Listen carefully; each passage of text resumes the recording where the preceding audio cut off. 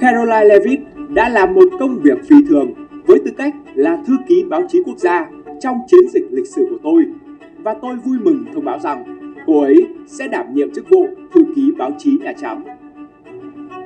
Mới đây, Tổng thống đắc cử Donald Trump đã công bố vị trí thư ký Nhà Trắng trong một tuyên bố vào tối thứ Sáu. Caroline Leavitt sẽ là thư ký báo chí trẻ tuổi nhất Nhà Trắng, 27 tuổi, trẻ hơn cả Ron Ziegler, người nhận chức này vào những năm 1970 dưới quyền của cựu Tổng thống Nixon. Khi ấy, Ziegler 29 tuổi. Điều gì đã khiến ông Trump chọn một cô gái còn rất trẻ cho một vị trí quan trọng trong Bộ Nội vụ? Hãy cùng nhìn lại con đường của Caroline Leavitt từ một thực tập sinh tại Nhà Trắng đến vị trí thư ký báo chí Tổng thống để hiểu vì sao cô là người được chọn. Quý vị đang nghe VN Express hôm nay.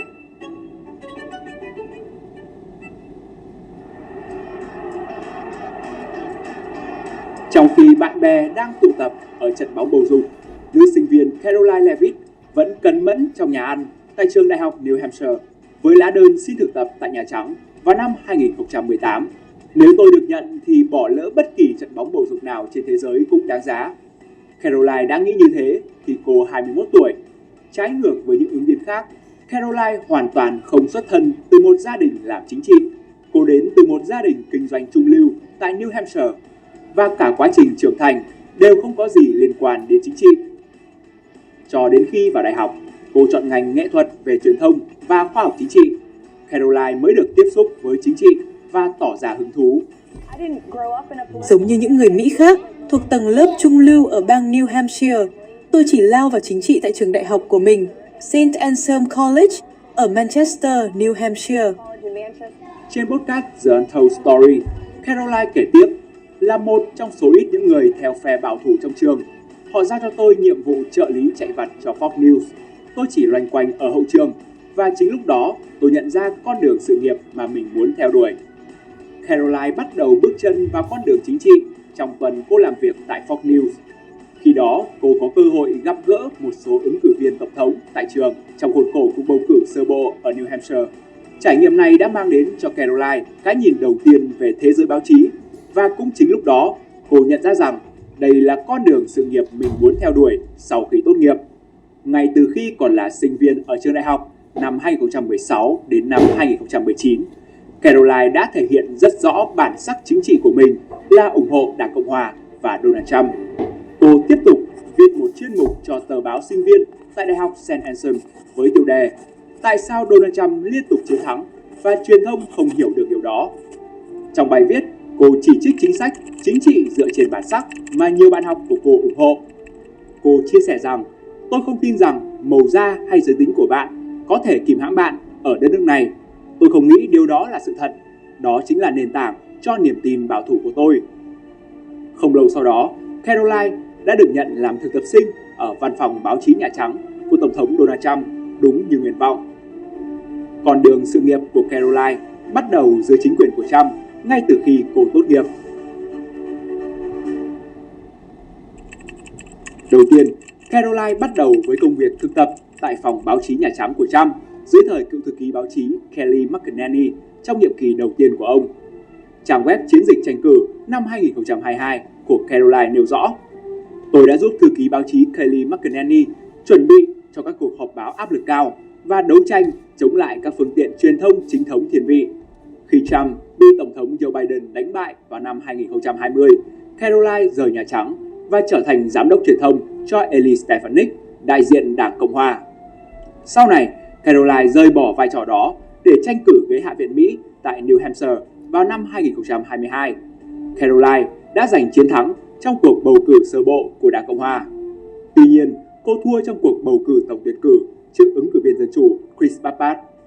Khi Trump trở lại đường đua tranh cử Tổng thống 2024, Caroline là người phát ngôn và là thành viên chủ chốt của nhóm truyền thông, thường xuyên xuất hiện trên truyền hình cáp và trả lời câu hỏi của báo chí. Sau khi Trump thắng cử, ông đã tiến hành chọn lại bộ máy nội vụ, và một trong những nhiệm vụ quan trọng, thư ký báo chí của Nhà Trắng, được trao lại cho Caroline, người đã sát cánh cùng ông trong suốt 6 năm qua.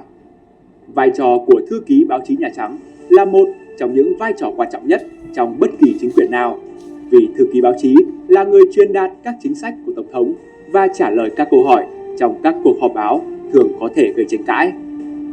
Vậy, vì sao ông Trump chọn mặt gửi vàng cho Karoline Leavitt?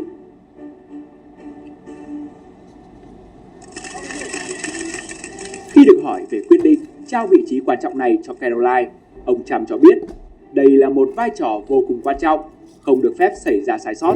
Với độ tuổi và tài năng của cô ấy, tôi tin rằng khi cô ấy đảm nhận vị trí này sẽ mang lại ý nghĩa thực sự. Theo Reuters, các chuyên gia cho rằng ông Trump quan tâm đến sự trung thành nhiều hơn kinh nghiệm. Khi lựa chọn những ứng viên cho Bộ Nội vụ, ông muốn những người sẵn sàng đồng ý với mọi yêu cầu của mình. Và Karoline Leavitt hoàn toàn đáp ứng được tiêu chí này. Cô là người trung thành với đường lối của Tổng thống đắc cử từ thời sinh viên.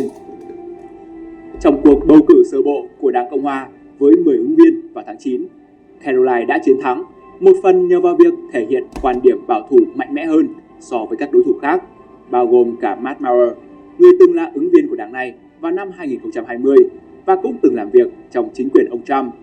Cô kể rằng trong cuộc tranh luận kỳ bầu cử sơ bộ của Đảng Cộng Hòa, cô đã liên tục khẳng định bản thân là ứng viên duy nhất cho cuộc đua này và cô cũng tin chắc rằng cuộc bầu cử hồi năm 2020 đã bị đánh cắp khỏi tay ông Trump.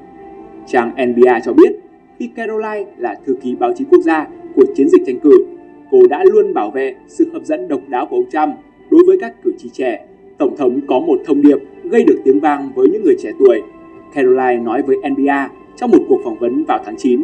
Nếu bạn muốn sống giấc mơ Mỹ, có khả năng mua nhà, chi phí xăng, hàng tạp hóa, tiền thuê nhà giảm xuống và bạn muốn khả năng nuôi sống gia đình, thì chỉ có một lựa chọn duy nhất là bỏ phiếu. Đánh vào phân khúc cử tri trẻ đã đem lại chiến thắng cho Donald Trump. Kết quả phiếu bầu cho thấy đối với những cử tri thế hệ Z quan tâm đến nền kinh tế, họ thực sự ủng hộ Donald Trump. Karoline đã hoạt động vô cùng năng nổ trong suốt chiến dịch tranh cử của ông Trump. Thậm chí khi cô mang thai, cô vẫn cống hiến hết mình cho những lần tranh luận nảy lửa trên truyền thông. Karoline chỉ ngủ 4 tiếng mỗi đêm trong suốt thai kỳ. Chẳng hạn như Karoline đã từng tranh luận nảy lửa trên truyền thông với Casey Hunt, người dẫn chương trình của CNN vào tháng 6, nơi cô tuyên bố rằng buổi tranh luận tổng thống sắp tới giữa ông Trump và ông Biden sẽ là một môi trường thù địch đối với ông Trump. Đồng thời, cáo buộc các điều phối viên như Jake Tapper và Dana Burt có định kiến với cựu tổng thống trong quá khứ.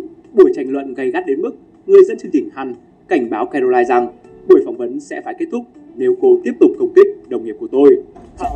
Thưa bà, tôi sẽ phải ngừng buổi phỏng vấn nếu bà còn tiếp tục công kích đồng nghiệp của tôi.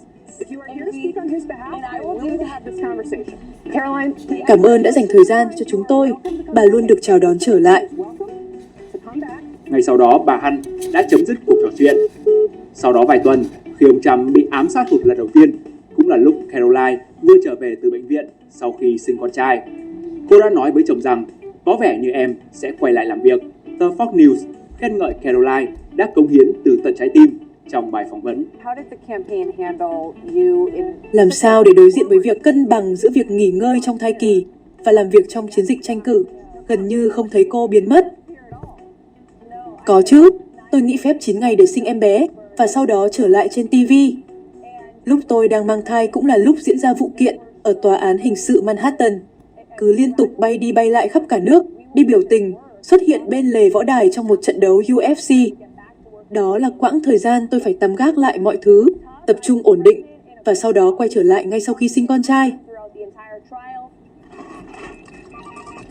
Một ngày của Karoline Leavitt bắt đầu vào khoảng 4 giờ sáng với lần xuất hiện sớm trên Fox News, sau đó có thể là xuất hiện trên Newsmax, rồi lại tiếp tục một lần nữa trên Fox Business.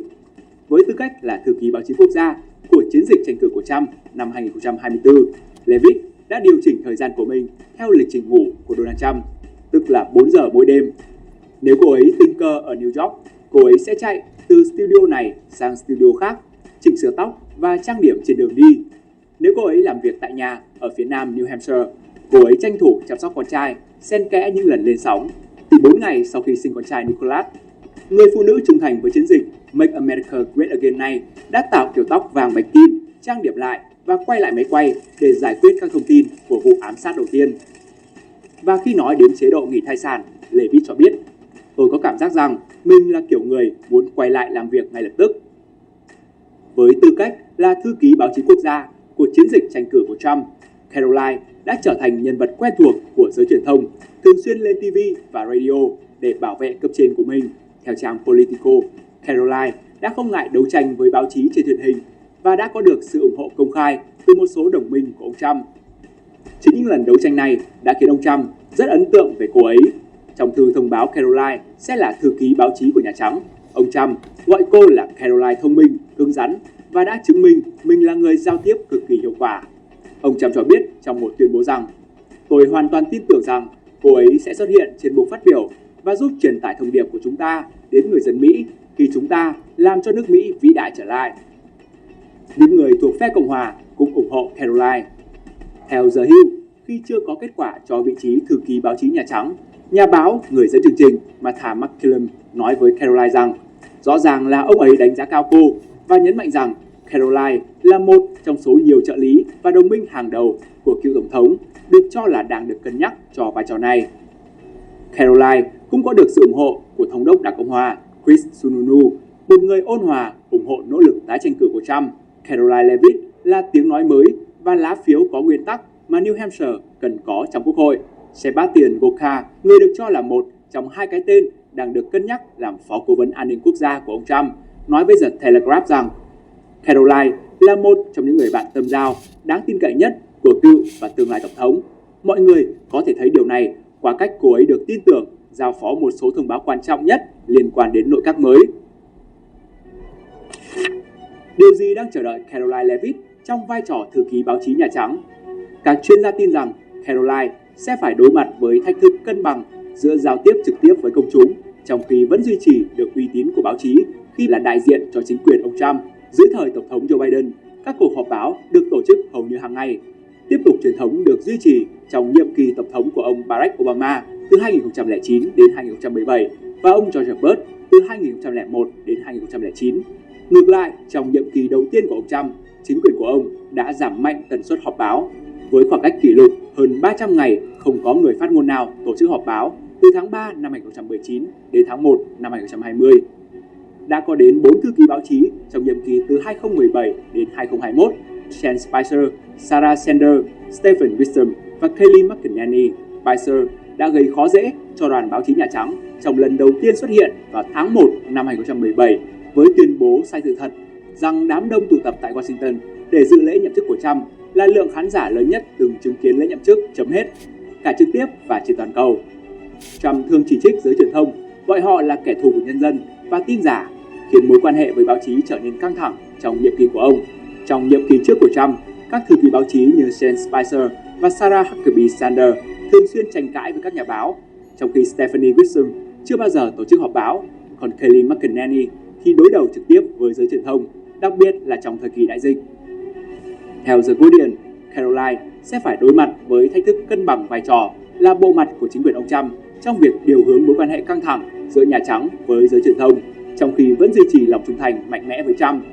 Theo nhà báo Ksenia Balovic, những bổ nhiệm mới nhất của Donald Trump đánh dấu sự hồi sinh cả về chương trình nước Mỹ trên hết lẫn chiến lược truyền thông không khoan nhượng, với Stephen Cheung làm giám đốc truyền thông và Caroline Leavitt làm thư ký báo chí. Trump đang xây dựng một đội ngũ mang đậm dấu ấn của ông, trung thành, thách thức và đầy phô trương. Thông tin vừa rồi đã khép lại chương trình hôm nay. Hẹn gặp lại quý vị vào ngày mai.